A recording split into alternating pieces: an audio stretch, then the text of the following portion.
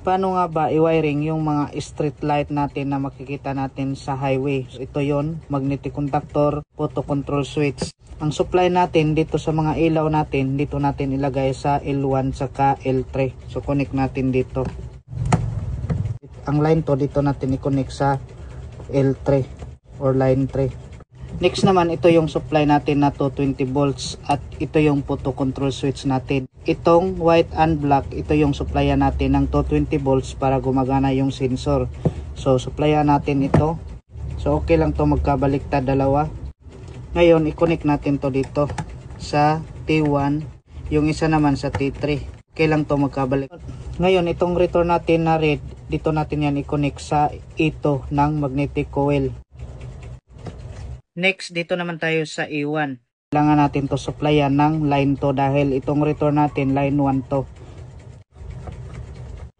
So dito natin yan i-connect, ipagsama natin to sa white na supply dito sa photo control switch natin.